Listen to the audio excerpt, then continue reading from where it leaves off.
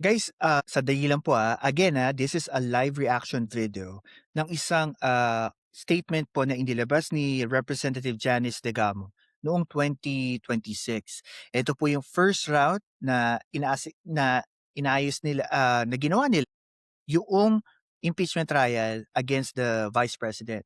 The reason why I wanted to share to you itong statement na 'to kasi napakatindi, mabigat at, malawak ang gusto ipahiwatig dito ng may bahay ng namatay na si Governor Digamo.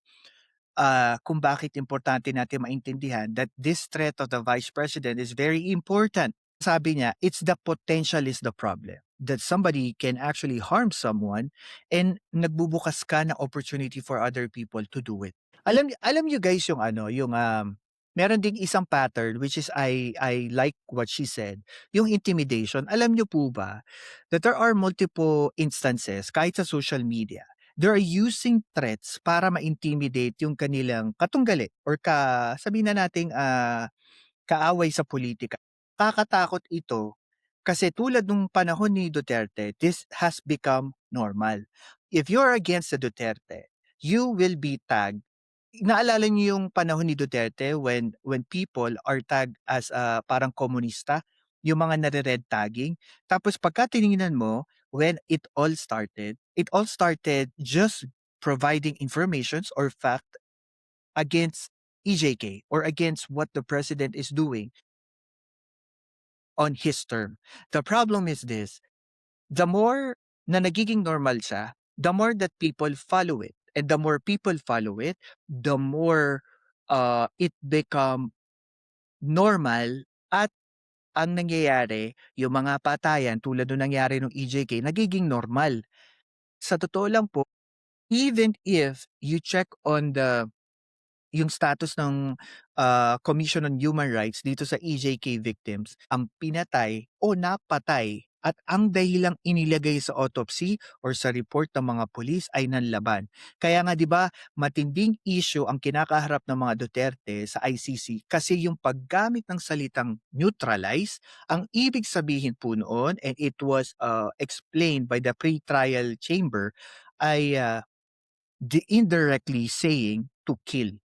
Kinakailangan po natin maintindihan that words does mean a lot to people who listen and who hear us, especially tayong mga influencer.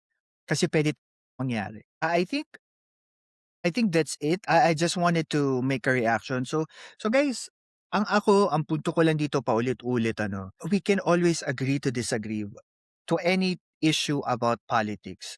Pero when you're making threats to another person because of just political views na magkakaiba tayo, mali po iyon.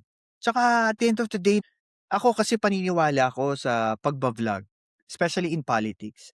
There are things that you need to say because that is your opinion about politics, but there are things that you should not say. And one of which is inciting violence, direct or indirect to a person. Kahit nga actually, alam niyo po sa totoo lang, even asking yung kunyari mga listeners na, "Oh, cancel this person kasi magkaaway kami sa politika." Para sa akin, isa din yung parang sabihin na nating form of coercion. Kasi para lumalagay na when you request for someone to be canceled mo yung, kakayanan ng, ng katunggali mo sa politika to say or to have his or her own opinion. Ang sa akin lang kapag ginawa mo 'to, I don't appreciate what you did and I don't support you. Kasi dapat may malaya tayong boses, 'di ba? Lahat dapat may pagkakataon to say what they wanna say on a specific topic. Yun nga, sabi nga ni Congressman Degamo, hindi kasi nila tinake yun seriously kaya ano nangyayari ngayon, they're mourning and they're celebrating a third-year anniversary ng kanyang asawa. So I hope you guys understand what I'm trying to say here na paulit-ulit. This is something that we all should support.